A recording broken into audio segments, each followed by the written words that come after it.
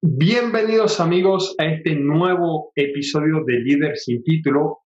Hoy, en este episodio, tenemos una invitada de lujo. Hoy es un día muy especial.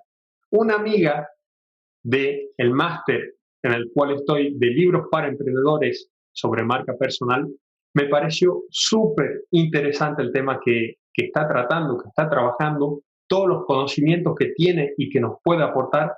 Su nombre es Celia Rubio y nos habla hoy desde España. Ella básicamente ayuda a las personas a romper todas las creencias limitantes sobre el dinero y te enseña cómo manejar tus finanzas personales. Celia, bienvenida a este episodio de Líder sin título. Gracias, Simón. Un placer poder estar aquí compartiendo este rato y compartiendo con tu audiencia pues todo el tema que decías, ¿no? Todas estas creencias, todas estas herramientas, hábitos de los que vamos a hablar hoy, que espero que efectivamente que les sean de utilidad.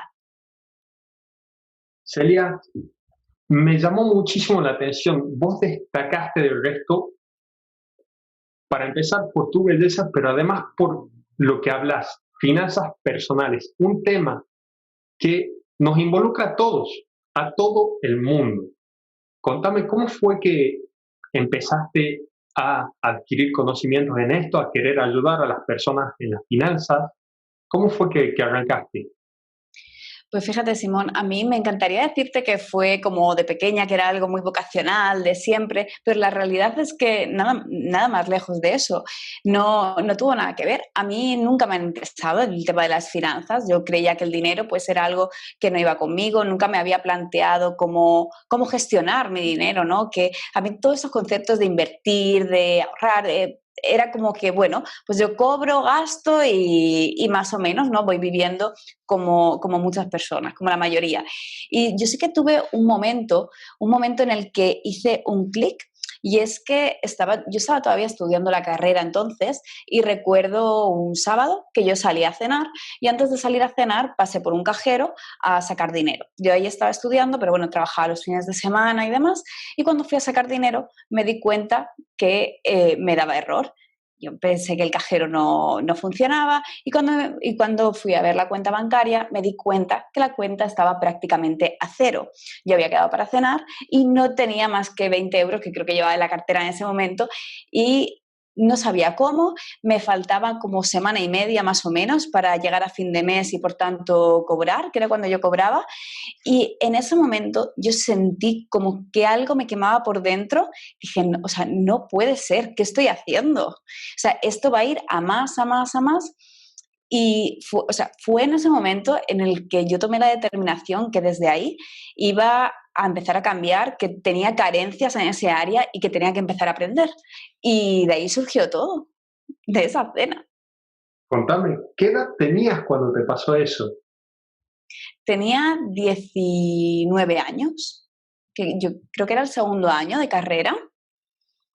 Entonces, yo hasta entonces, de hecho, te diré más, yo recuerdo que me producía ansiedad el mirar la cuenta del banco. O sea, yo en casa, ahí todavía vivía con mi hermana, recuerdo a mi hermana que se guardaba los tickets, que después comprobaba que las tarjetas, que los tickets, y yo la miraba y pensaba, ay, de verdad, qué agobio, no puedo. Y lo de abrir la cuenta, ahí todavía iba por la cartilla esta, ¿no? Que llevabas al banco y jamás iba al banco. O sea, yo tenía la cartilla, la primera que te dan cuando te abres la cuenta, y eso no se había actualizado en la vida. Yo no quería saber cuánto dinero tenía.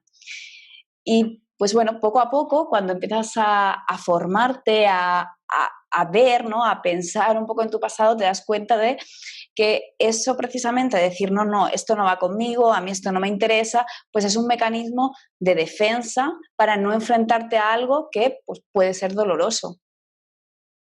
La verdad que justo a los 19 años encima que te haya pasado la primera vez, creo que es una edad clave, donde se tienen que empezar a aprender las finanzas personales, porque cuando somos jóvenes gastamos, pedimos dinero a nuestros padres, gastamos todo, empezamos a trabajar, el primer sueldo lo gastamos, ya sea en ropa, en salir a comer, en una fiesta con los amigos, en cualquier cosa, se nos va todo.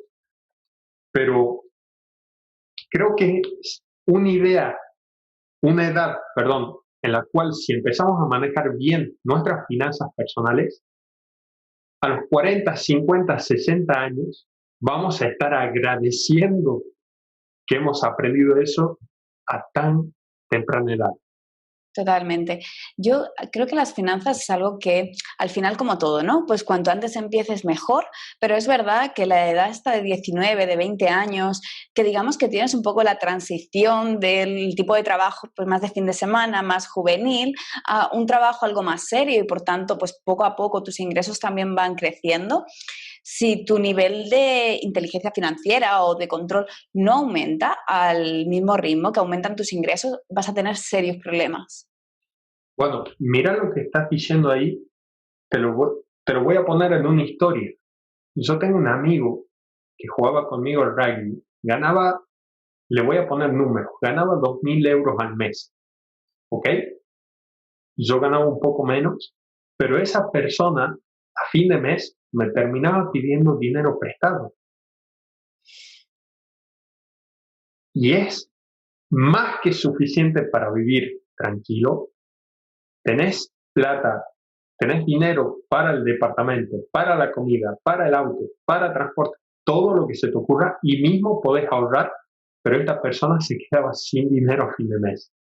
¿Cómo, cómo podrías decir o qué diferencia podés encontrar entre alguien que gasta todo su dinero teniendo un buen sueldo y alguien que ganaba menos tenía ahorros a comparación de la otra persona? ¿Cuál crees vos que puede ser la diferencia entre los dos casos?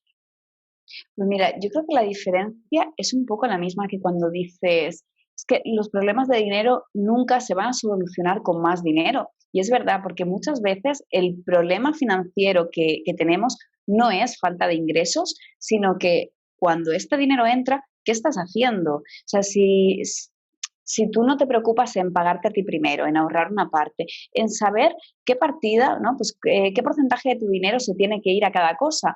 Al final, la vida nos absorbe, pasa un poco como con nuestro tiempo, ¿no? Si tú no te gestionas el tiempo, puedes estar en unas vacaciones donde no tienes que trabajar y en teoría tienes mucha más cantidad de tiempo y sin embargo no haberlas aprovechado nada. ¿Por qué? Porque no has sabido sacar este hueco pues, para sacar adelante tu proyecto, sacar este otro hueco para leerte un libro. Pues con el dinero es lo mismo. Tú puedes tener una cantidad de dinero mucho mayor, te pueden entrar un flujo de ingresos mucho más alto, que si tú no tienes un control sobre qué, qué, qué porcentaje de tu dinero se va a ir a cada una de las áreas, nunca vas a llegar, porque el ocio, los lujos, este tipo de cosas nos absorben, porque es verdad que te dan esta sensación de placer inmediato y somos personas y todos queremos ir hacia allí de forma inconsciente. Por eso es súper importante el tomar las decisiones de forma previa, el saber desde antes, oye, que está muy bien, que la vida hay que disfrutar y todos necesitamos esas partidas para todo, pero el decidir de forma previa dónde se va a ir tu dinero. Es muy bueno lo que decís. Yo leí alguna vez que existe un sistema de sobres.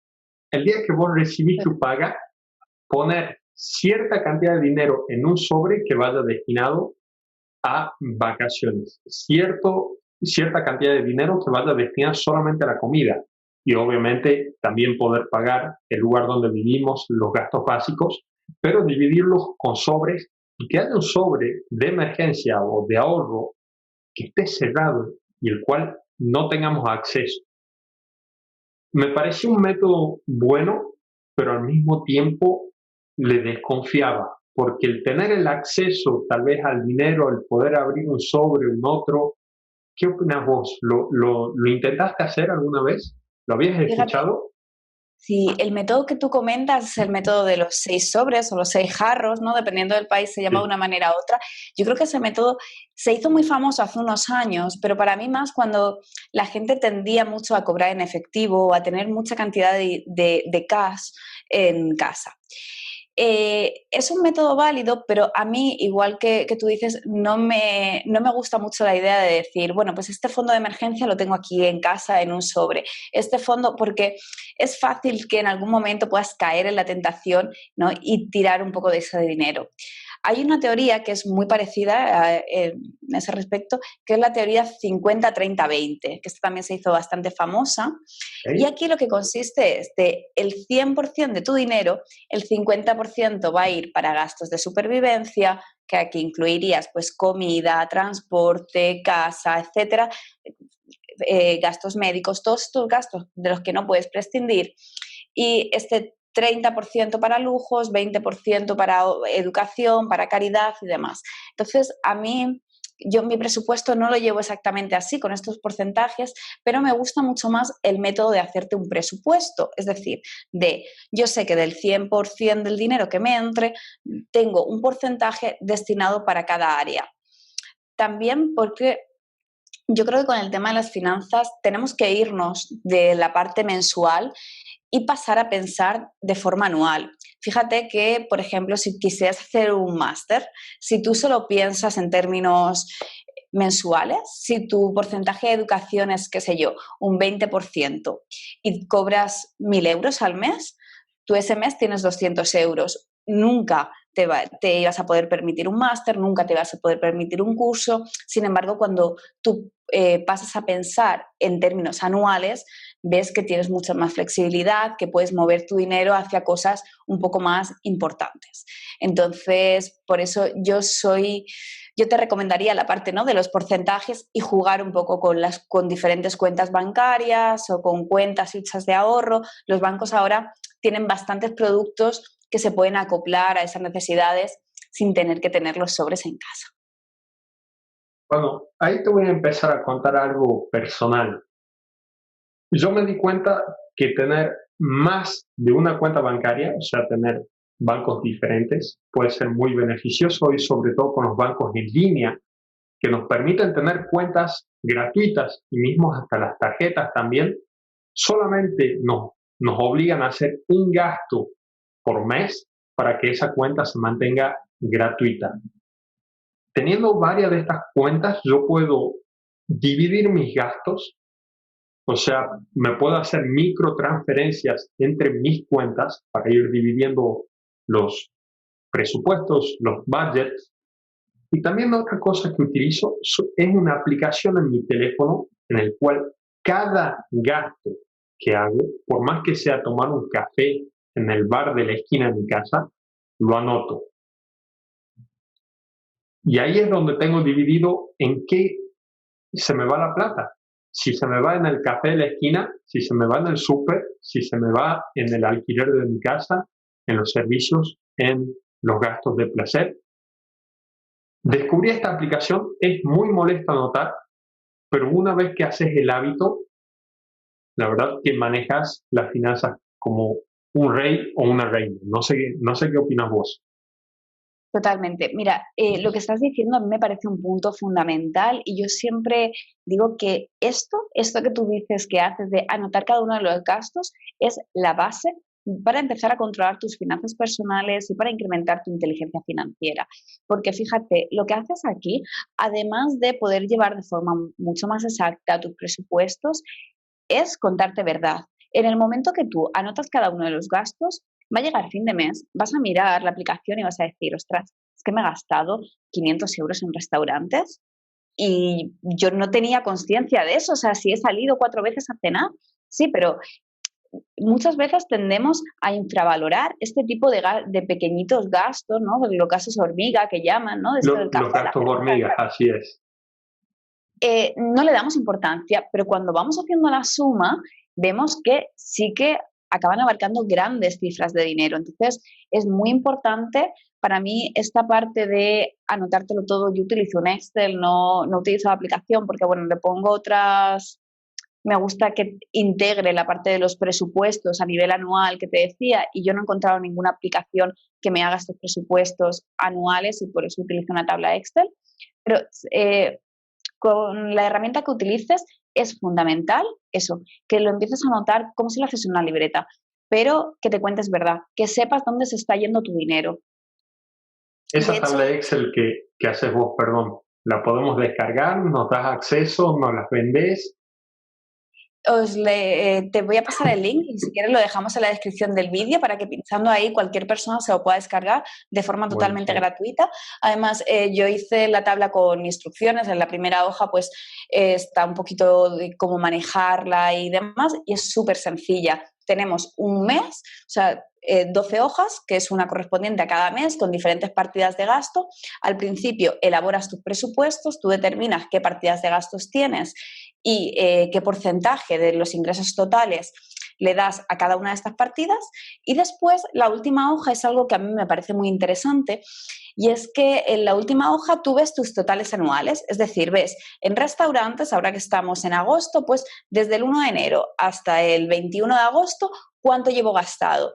Y debajo de cuánto llevo gastado es qué presupuesto tenía para ese área.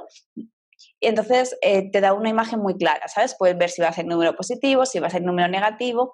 Y para mí eso es lo que consulto día a día. O sea, si yo mañana me quiero ir de viaje, lo que haría sería mirar la tabla de Excel y ver presupuesto de viajes. Este año, como no podemos viajar por el COVID, pues ese presupuesto está muy bien, ¿no? Está muy sano. Pero normalmente miraría el presupuesto y diría, vale, pues me quedan 200 euros, me puedo ir el fin de semana o voy 20 euros en negativo, simplemente no me puedo ir, ya me lo he gastado. Y a mí eso me parece súper útil. Te hago una pregunta. Yo soy muy malo en Excel, soy malísimo. ¿Esta planilla es automática? O sea, yo pongo los números y al final en esa última hoja donde están todos los promedios positivos, negativos, se hace solo. Se hace solo. En esta hoja, en esta plantilla, lo único que tienes que hacer es, en la primera hoja, cambiar el nombre de las partidas de presupuesto, porque cada uno, yo ahí tengo puestas las que yo utilizo, pero bueno, entiendo que cada persona, pues si tienes niños, si no tienes, pues cada uno tiene un poco unos gastos y poner el porcentaje que tú quieras. Y después, cada día, poner cuánto te has gastado. Ya está. Todos los demás cálculos te los hace de forma automática. Por casualidad, sigo siendo molesto con el tema, pero hay, ¿tenés algún video que expliques cómo se maneja esta planilla que fuiste vos quien la creó? Sí, Estaría bueno tal vez verte en acción para así copiar y pegar, ¿no? Como quien dice. total. Mira, en mi canal de YouTube, que es The Smart Reader, tienes un vídeo que se llama Las 3 claves para controlar tus finanzas personales. Ahí te enseño la plantilla tal cual y enseño cómo la puedes ir manejando, dónde cambiar las cosas y es muy sencilla. Ahí ¿Por qué puedes de ver Smart todo. Reader? Eso es una... ¿De es dónde una salió historia ese muy nombre? Para la Sí, gente que no sepa inglés, The Smart Reader es el lector inteligente. sí. En realidad, este nombre que está un poco pendiente de si cambia o no cambia, está cogido con pinzas, como diría aquí, surgió porque la idea inicial de mi proyecto era más analizar libros, sobre todo libros de desarrollo personal y de finanzas, y extraer partes del libro que pudieran resultar interesantes. O sea, yo me di cuenta que yo leía muchos libros, 2, 3 libros a la semana, pero que llegaba un momento en que alguien me decía, oye, ¿este libro qué tal?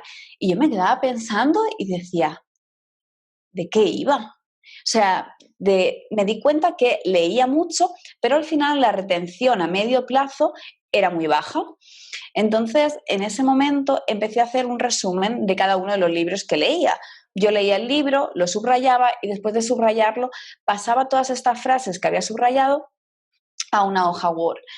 Entonces llegó un momento que dije, bueno, yo tengo en el ordenador, pues no sé, tengo 100 libros resumidos y yo creo que esta información le puede ser muy útil a muchas personas.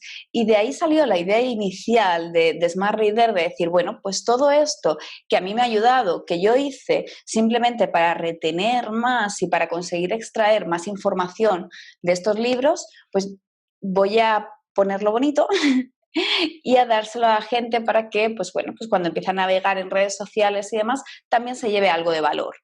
Y de ahí surgió un poco la idea inicial de Smart Reader.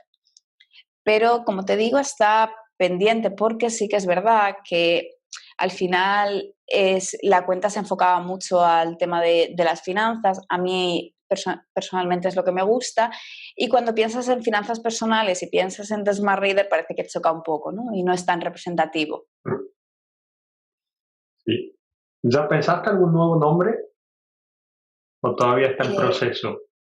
Está en proceso, aunque te diré, así entre tú y yo, que yo creo que se quedará con mi nombre, Celia Rubio, y que ahí podrán encontrar pues todo el tema de finanzas. También seguiremos hablando de mentalización, porque como te decía, como tú bien decías al principio, ¿no? El tema de las creencias es algo fundamental. Entonces hablaremos de mentalización, hablaremos de hábitos, pero muy enfocado a las finanzas personales.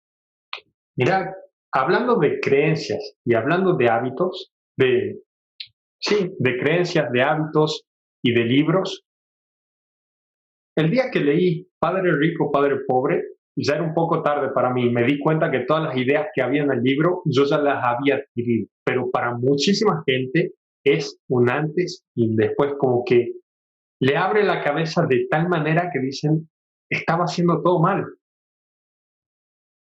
¿Qué tenés para decir sobre ese libro? Creo que es un clásico hoy en día. Yo creo que es un clásico, ¿no? Al final Robert Kiyosaki es el padre de la inteligencia financiera y si algo tiene, para mí si algo tiene bueno ese libro es que te cuenta en un lenguaje muy de calle, muy que cualquier persona puede entenderlo, cuál es la realidad de la economía. A ver, a mí lo que me parece ese libro es que ciertamente yo estoy en España, muchas de las cosas de las que Robert Kiyosaki habla son difícilmente extrapolables a España porque las leyes, pues, todo el tema de inmuebles y demás, aquí funciona totalmente distinto. La ley hipotecaria de España no tiene nada que ver con la de Estados Unidos. Entonces, para mí los detalles hay que cogerlos con pinzas si estás fuera de Estados Unidos, pero la idea esencial del libro, ¿no? Cuando te habla de la diferencia entre activos, pasivos, cómo comprar activos, cómo alquilarte esos pasivos, eso me parece fundamental y yo es un libro que recomiendo mucho por eso, porque el formato este de storytelling que tiene hace que para cualquier persona que no conozca el tema antes, entre muy bien y le da una idea muy clara de qué es. Por las dudas que algún oyente o alguien que nos esté viendo hoy todavía no tenga bien en claro la diferencia entre activo y pasivo, ¿la querés remarcar?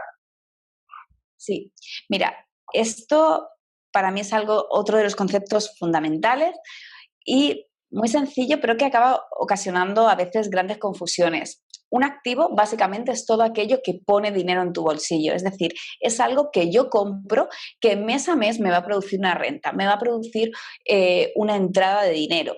Por ejemplo, compras un piso y lo pones en alquiler.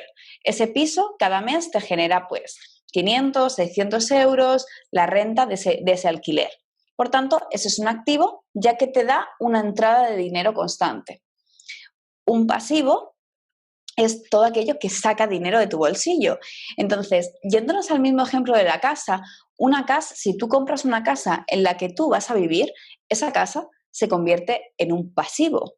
¿Por qué? Porque mes a mes saca dinero de tu bolsillo. Es decir, tú vas a tener que pagar mantenimiento, comunidad de propietarios, impuestos.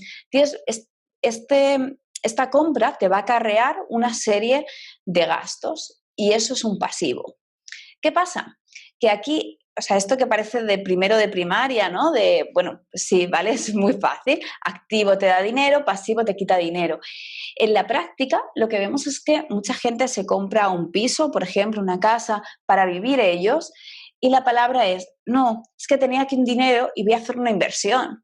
Y a veces me quedo, digo, pero ¿qué inversión? Vas a hacer un gasto. Que ojo, habría que analizarlo, ¿no? Yo creo que no hay que ser talibanes de nada, puede estar bien o puede no ser la decisión más acertada, pero estás haciendo un gasto, no estás haciendo una inversión. Inversión se hacen cuando compramos un activo, hacemos una inversión. Cuando compramos un pasivo, estamos generando un gasto, siempre. Y esto sí que es algo ya que nos cuesta un poco más asumir, sobre todo, por lo menos aquí en España, con el tema de la vivienda, que sigue costando bastante. Mismo con el auto, ¿no? Yo conozco muchos amigos que tal vez con sus primeros sueldos, lo primero que buscan hacer es comprarse un auto La mayoría. y Yo creo que es una muy mala compra si estamos buscando justamente tener un activo. El auto, ¿qué te genera?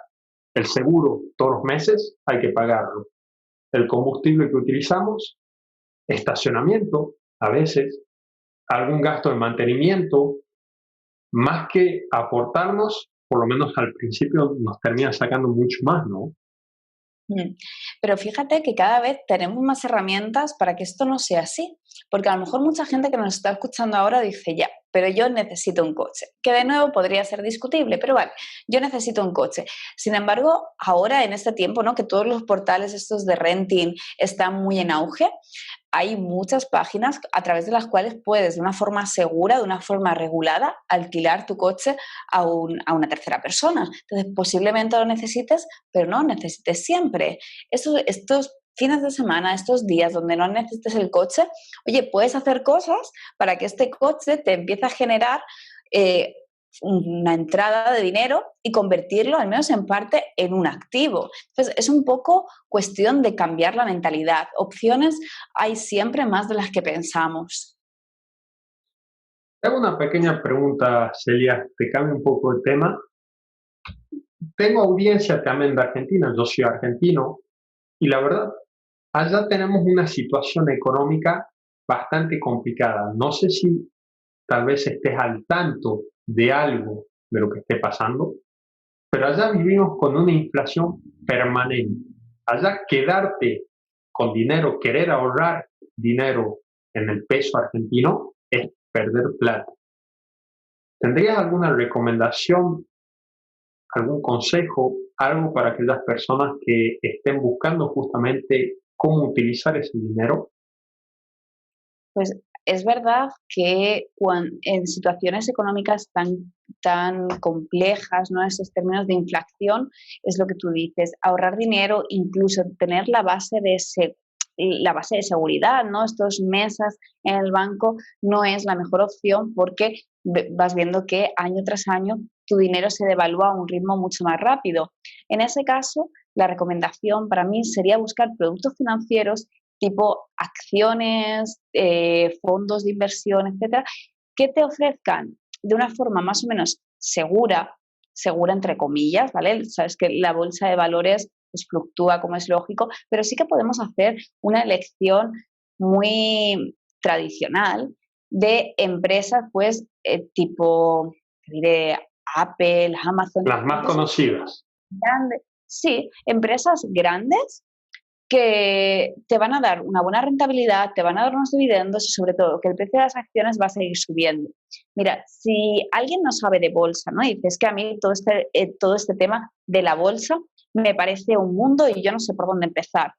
Yo creo que la bolsa es muy compleja. Si tú intentas la rentabilidad media histórica de las diferentes bolsas a nivel mundial, es aproximadamente de un 8% al año. La bolsa es muy compleja si tú dices, no, yo voy a invertir dinero este año, no lo quiero perder, pero es que quiero conseguir un 50% de rentabilidad. Esto es complejo e irreal.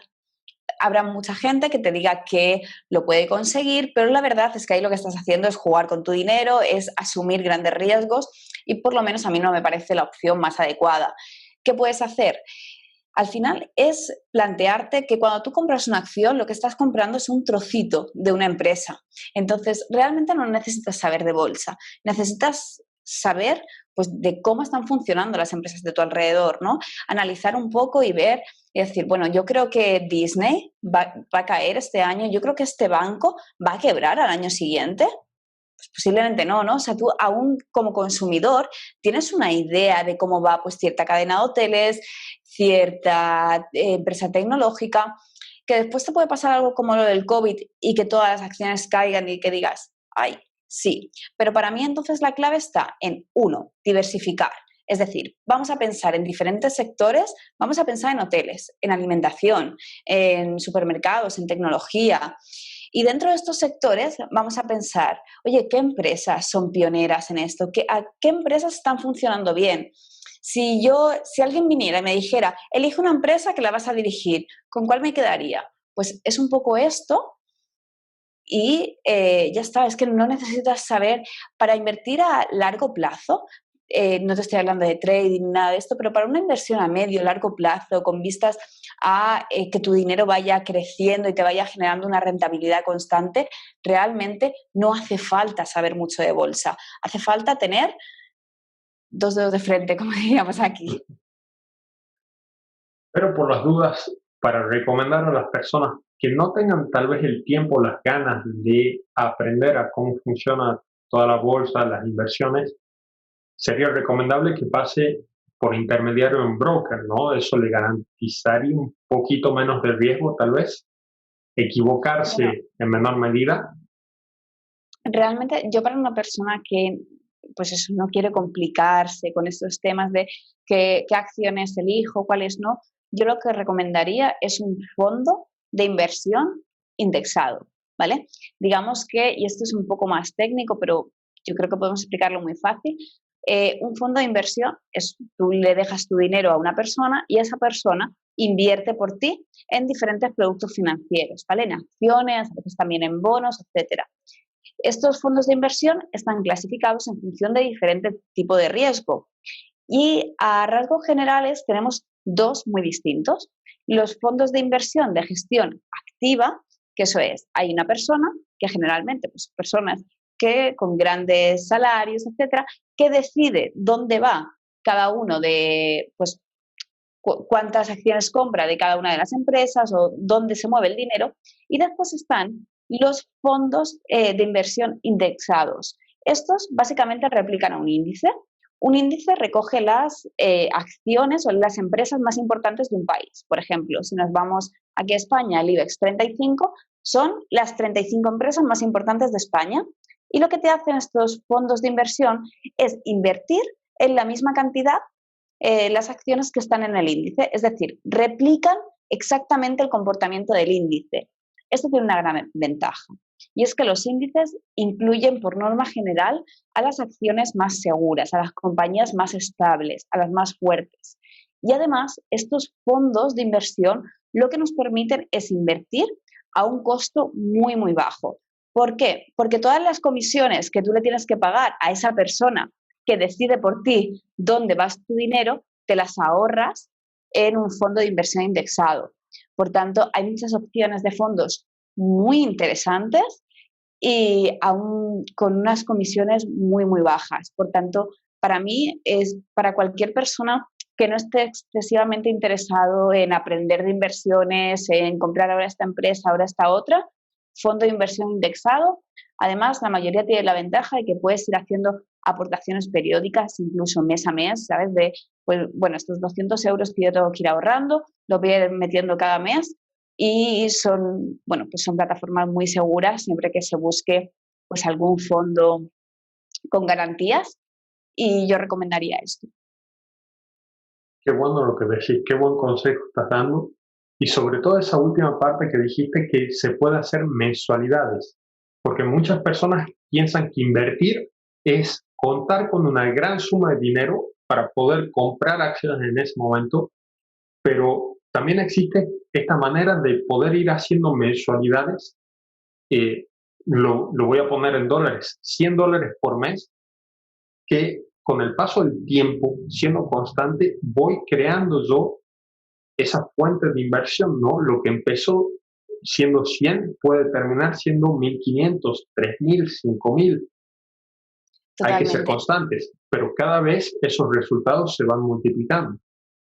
Y además, el tema de la bolsa para mí tiene una doble ventaja y es que muchas empresas pagan dividendos, ¿vale? Que es, digamos, que de los beneficios de la empresa dividen entre todos los dueños de la empresa. No nos olvidemos que cuando tú tienes una acción eres dueño de una parte de esa empresa y reparten los beneficios de ese año, de ese semestre, dependiendo de la empresa. ¿Qué pasa con esto? Que si tú tienes tu dinero invertido en acciones o en un fondo de inversión, como hablábamos, tienes una doble rentabilidad. Primero, el valor de la acción va subiendo porque, bueno, pues los mercados, la tendencia natural es que vayan al alza de forma global. Y dos, tienes estos dividendos que si tú los reinviertes, lo que vas a ver es el efecto del famoso interés compuesto, ¿no? O sea, cada vez vas a tener más dinero y además se va a ir revaluando más. Hago una pregunta. que estoy más que seguro que muchas personas se hicieron. Vos acabas de decir que cuando una empresa es rentable, puede tener dividendos y dividir esas ganancias en todos los accionistas. Pero ¿qué pasa si esa empresa tiene números rojos? ¿La persona tiene que aportar dinero a esa empresa o solamente No, la acción a ti- baja? ¿Cómo pasa ahí? no, realmente solo la acción basta. O sea, cuando tú compras una acción, digamos que tú coges una parte de esa empresa, pero sin asumir responsabilidades, de tal forma que tú no podrías bueno, sí que puedes opinar, pero a partir de cierto número de acciones, ¿no? Pero no te tendrías que hacer responsable más allá del valor de las acciones. En ningún caso vas a tener que pagar dinero. ¿Qué suele pasar cuando una empresa, por ejemplo, lo que estamos viendo ahora, ¿no? Cualquier cadena hotelera, Meliá, por ejemplo, llega ahora, presenta resultados y ha dado pérdidas. Normalmente muchos accionistas se van a salir de esa empresa, es decir, van a vender las acciones porque, bueno, pues porque los resultados no están siendo del todo buenos. Cuando mucha gente vende, lo que vemos es que el precio de la acción baja. Por eso van habiendo las fluctuaciones normales en función del número de gente que está vendiendo y del número de personas que quieren comprar esa acción. Entonces, cuando una empresa está en números rojos, cuando una empresa presenta pérdidas, lo que vemos es que normalmente al hacer públicos esos resultados, el precio de la acción baja, generalmente de forma temporal y bueno, pues van habiendo las fluctuaciones naturales de la bolsa, pero en ningún caso tendrías que hacerte responsable de esa deuda o de nada similar. Es bueno saberlo. Importante. Bueno, y ya que estamos hablando sobre todo el tema de la bolsa, empresas, ahora también surgieron las criptomonedas. No ahora, ya surgieron hace un par de años, ya hicieron un boom, pero hoy en día se habla permanentemente también de invertir en criptomonedas. ¿Alguna vez lo hiciste? Seguramente lo escuchaste y conoces el tema. Hoy en día en Mm. Argentina sé que estaba haciendo un poco un boom porque era una manera para poder comprar dólares o poder dolarizar esos pesos, porque allá existe hoy una restricción a la compra de dólares, no se puede comprar más de 200 al mes. Eh, y bueno, mucha gente empezaba con la locura de decir, necesito comprar esa criptomoneda, ¿no? Sin saber exactamente qué es lo que es, cómo funciona, para qué fue creada, simplemente lo buscaba como una excusa, como un salvavidas, por así decirlo. ¿Tenés conocimientos para poder explicar qué son las criptomonedas y cómo funcionan? Pues mira, yo realmente te diré que yo no invierto en criptomonedas, aunque sí que es cierto que muchas personas dicen que va a ser el dinero del futuro, que ahí que bueno, pues han venido para quedarse y que esto cada vez va a ir a más, que es verdad que se les ha hecho una publicidad relativamente mala, como de burbuja y demás, pero que no son tal. Yo te diré que no invierto mi dinero en nada que no acabe de entender. Para mí es el caso de las criptomonedas, yo lo digo francamente, no soy experta en temas de criptomonedas, no lo descarto en un futuro el formarme, en aprender más sobre el tema y posiblemente entonces sí invertir mi dinero allí.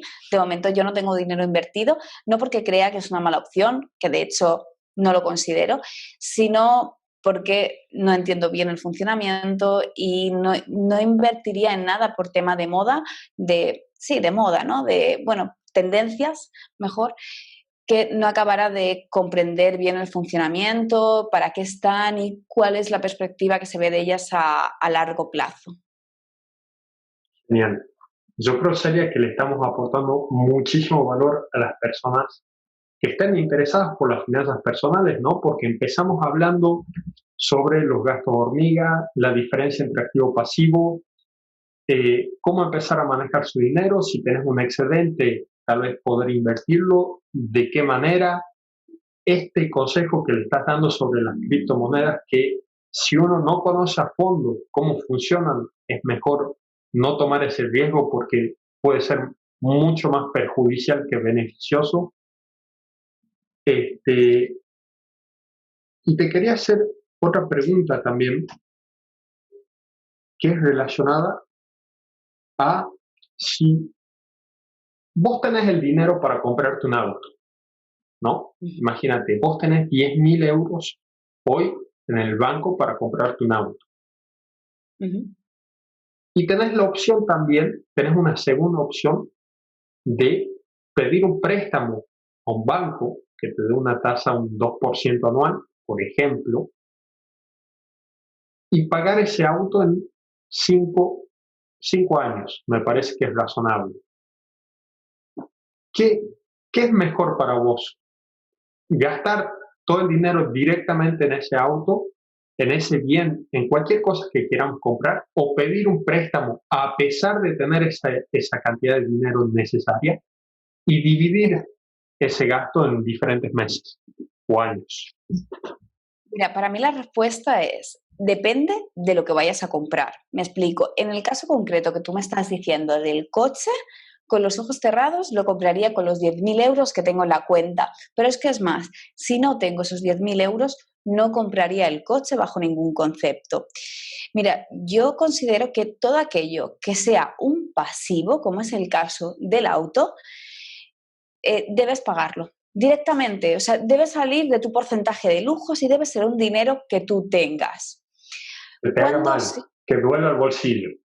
que duela, que duela y que tengas. Tú no puedes estar pagando porque ahí además se te queda una cosa de, parece que si tú pagas, qué sé yo, 1.000 euros de entrada y 300 euros mensuales, tú vas a pagar esos 1.000 euros y vas a seguir teniendo 9.000 euros en tu cuenta, 9.000 euros que para ti pues pertenecían al presupuesto de gasto, de lujos y te vas a seguir gastando.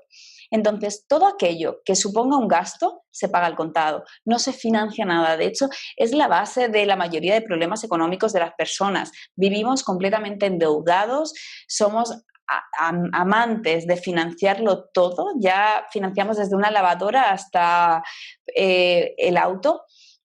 Y para mí es un grave error. Entonces, todo lo que sea un gasto, necesitamos pagarlo al contado. Y ahora sí, ¿cuándo podemos financiar? ¿Cuándo podemos hacer uso de estos préstamos bancarios? Para mí, cuando vayas a adquirir un activo y esa deuda no la vayas a pagar tú. Me explico. Si con el mismo ejemplo del auto, yo voy a comprar un coche de alta gama que he decidido comprar para alquilar en una de estas páginas que te decía de renting de vehículos. Yo preveo que lo voy a alquilar 5 veces al mes a 100 euros cada día, por ejemplo. Ese coche me va a generar 500 euros mensuales. Ahí sí, aunque tuviera los 10.000 euros, lo financiaría. ¿Por qué? Porque esa Lo deuda no la convertís voy en a un pagar yo. activo. Claro, esa deuda la va a pagar las personas que alquilen el coche. Con esos 500 euros que yo recibo cada mes, pago los 300 euros al banco, me queda 200 euros más que ya tengo a modo de ingresos pasivos y sigo manteniendo mi dinero para seguir invirtiéndolo, para comprar otras cosas, para lo que necesite. Entonces, en definitiva, la deuda sí, pero si no la pagas tú, si la va a pagar otro. Si va a ser para comprar un activo, a mí las deudas que paga otro me encantan, son maravillosas. Tú te compras una casa, la pones en alquiler y con el precio del alquiler pagas la hipoteca y aún te sobra algo. Es que eso es maravilloso. Pero comprarte la casa con una hipoteca para pagarla tú, no.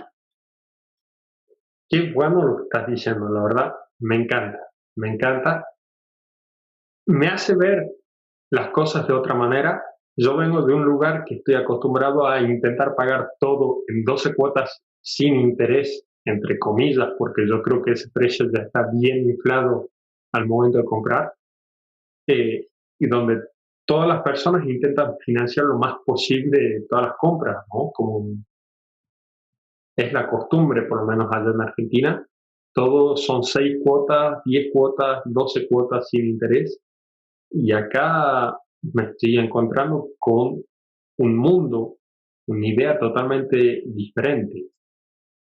Pero me gustó eso. Si es un pasivo, que duela, pagarlo al contado. Y si es un activo, el cual me genera un ingreso mensual, que se financie solo, por así decirlo, ¿no?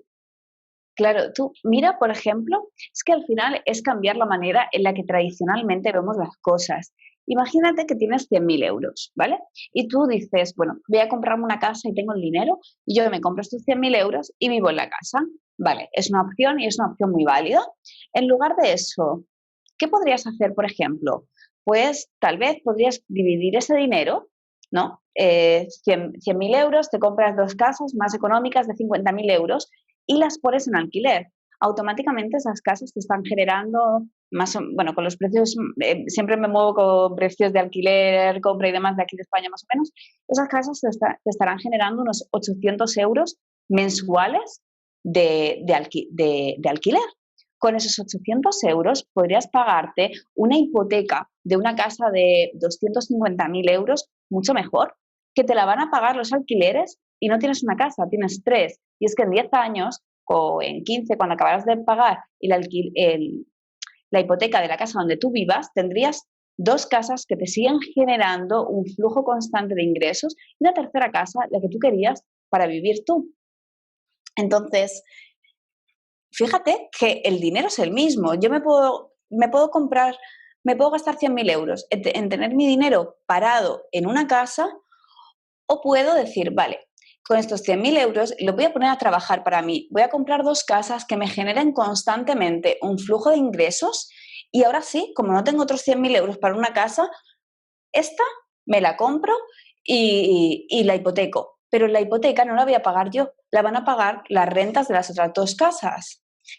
Y cuando pasamos a pensar así, lo que vemos es que en el corto plazo pasa poco, aparentemente. Sí, eres dueño de 3 casas, no de una, pero ¿qué pasa cuando acabas de pagar esa hipoteca? Que tienes 800 euros de ingresos pasivos que sin hacer nada te están entrando a ti en casa.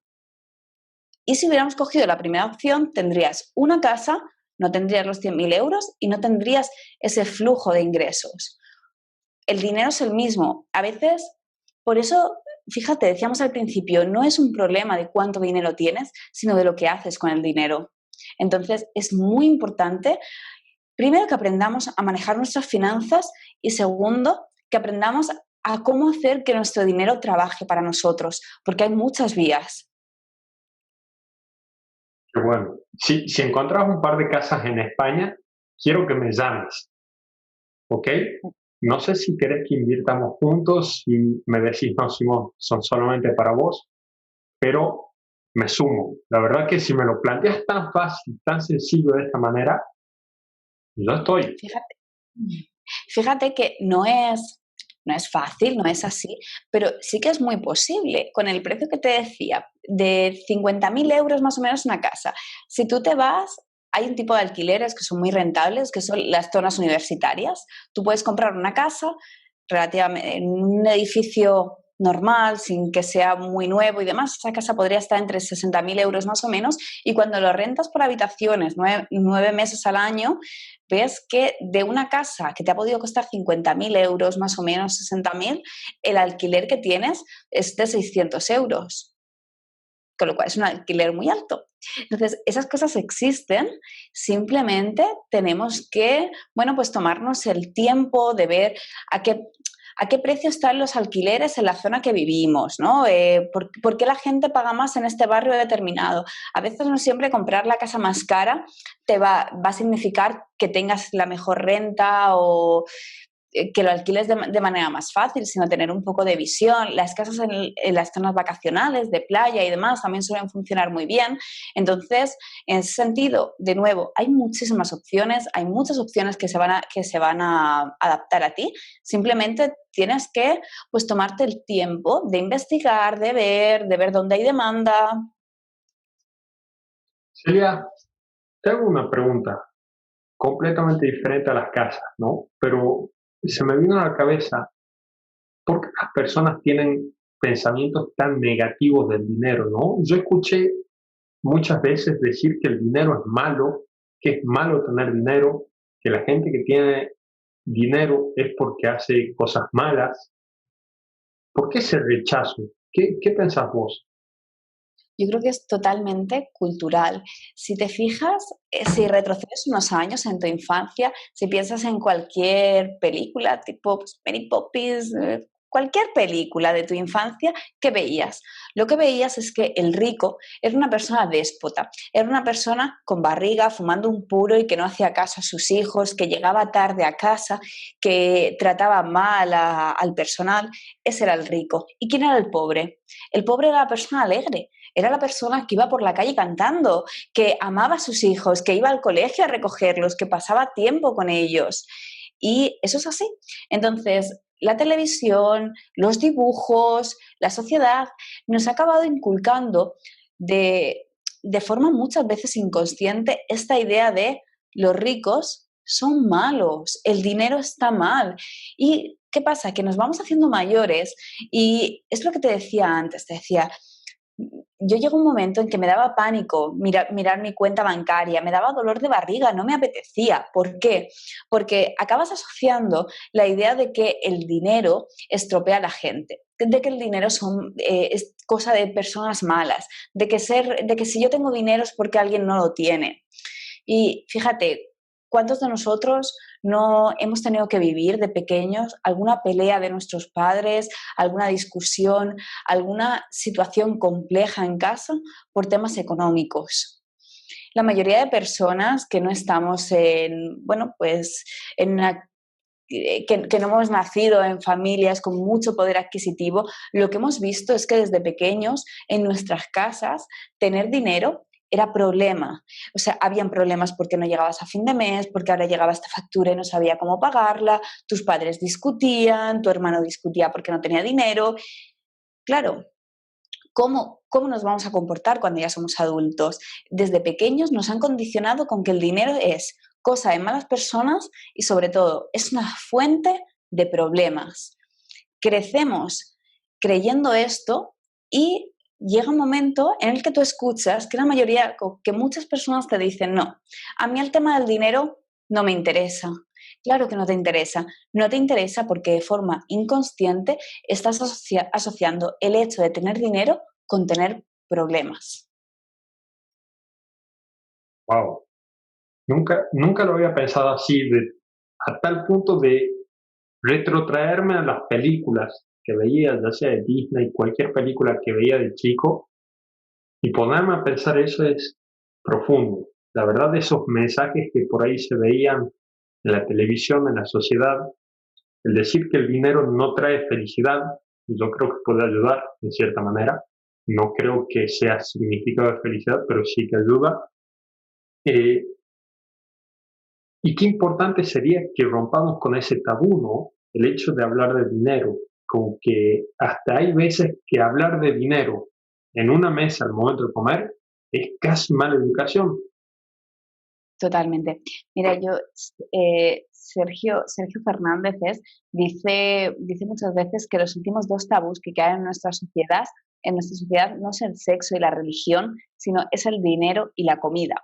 Dile a alguien que crea en el dios o en el dios B y estará bien. Pero tú dile a alguien dónde tiene que poner su dinero o dónde no tiene que ponerlo, que dejamos de ser amigos. O sea, realmente si tú te sientas en la mesa el domingo y le preguntas a tu primo, oye, ¿tú cuánto ganas al mes?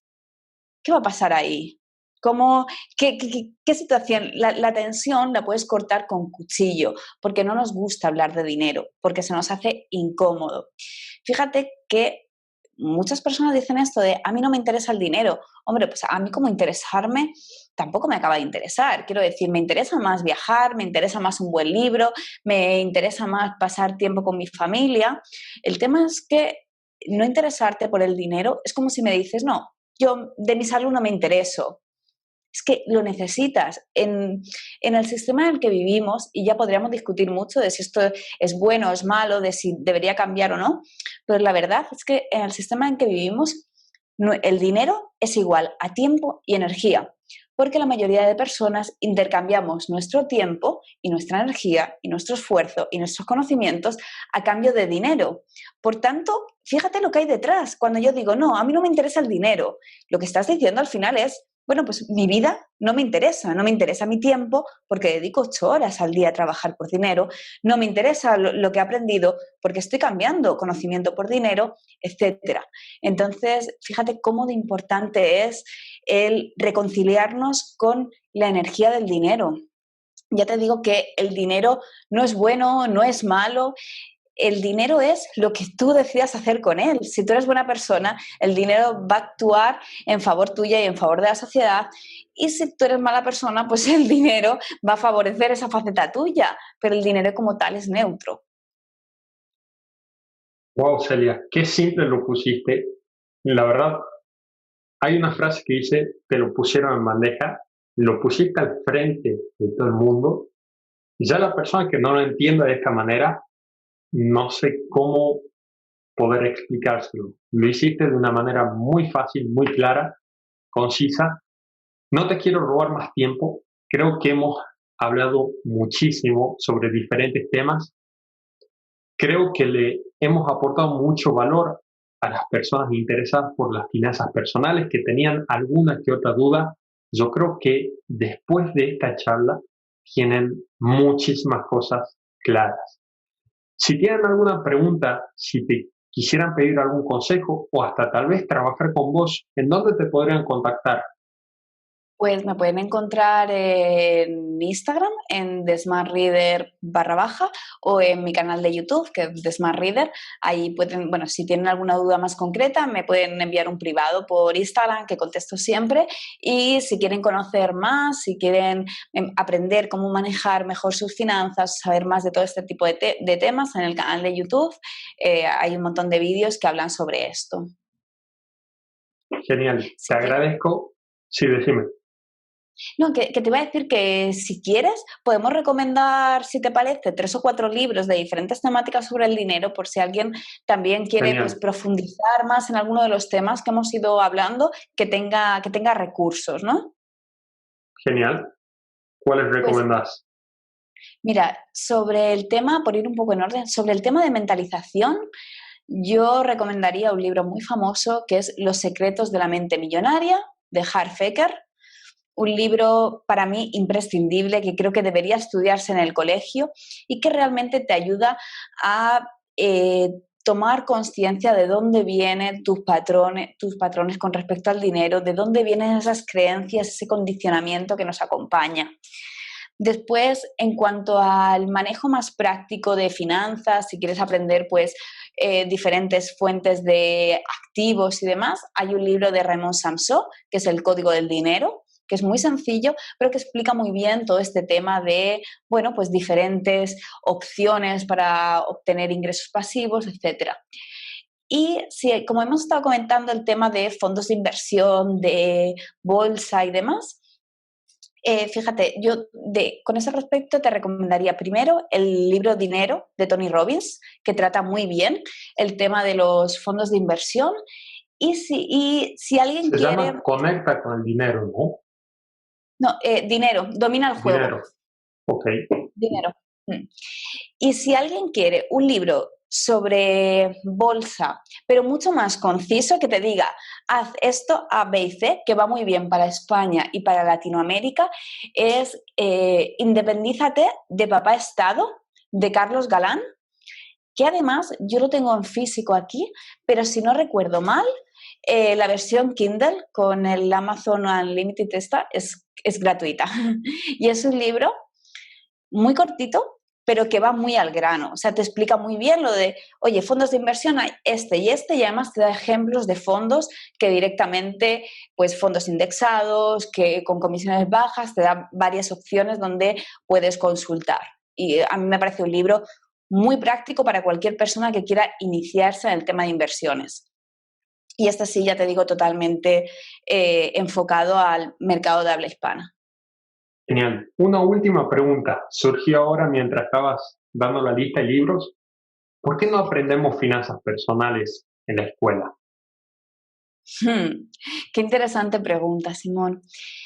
Yo, esto es una suposición, ¿vale? Yo me malicio, que no nos enseñan finanzas personales porque al sistema, a la mayoría de personas, no le interesa que sepas de dinero.